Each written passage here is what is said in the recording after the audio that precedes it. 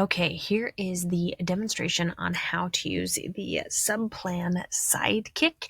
So the way that I made it was more for an emergency subplan, but it can be uh, dependent on what you might already have prepared. So you do have a couple of options already here, or you can ask anything.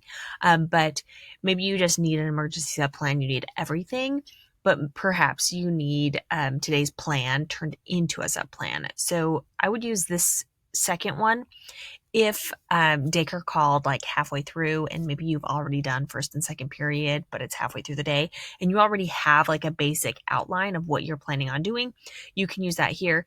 But this is just everything. So if I'm clicking, I'm needing an emergency sub plan. Now you will want to do this. It will do it prep by prep.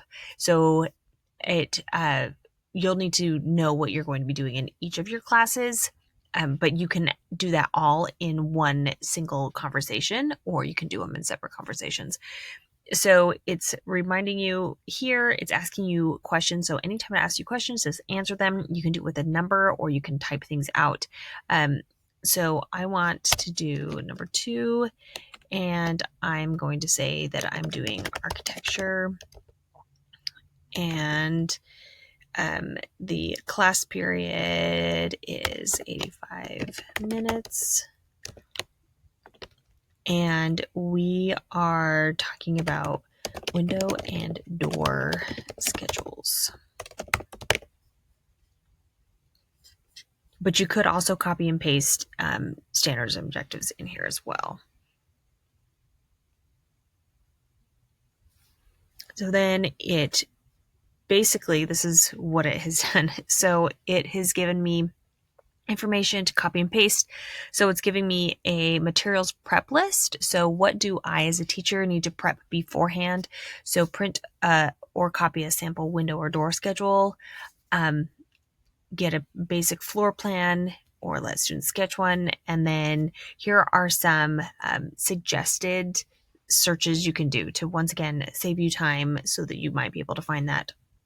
And then what the sub needs in class, they need some paper, some plain paper for all the students' pencils. So you might need to prepare that as well. And then if there's no tech, students can use any floor plan in their notebook or create a simple room sketch and complete parts of a schedule manually. So you could have them think about where they live and create a door or window schedule from that. So then it gives you what the sub needs to do minute by minute. So this should take about 10 minutes to introduce this activity. And you are spoon feeding. This is spoon feeding the substitute to know everything that they were doing. Think about when you might proctor an exam, then it's going to be very similar to that. So have them say this, do this, prompt, and it gives you just that full lesson plan. And if I wasn't explaining it all, that probably took, I don't know, maybe a minute to do. Also, remember that when you are using AI, you can clarify things. So if I decided that this redline and revise doesn't work, like maybe I'll say that.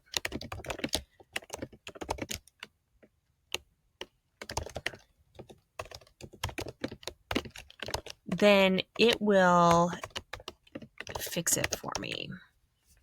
So I just didn't like it. So here's the feedback. And so then it just swapped it out with something else. So go ahead. Remember, you can go back and forth with it. But hopefully this gets you what you need in as little time as possible and make it so that your students continue learning instead of using a plan that you just got randomly.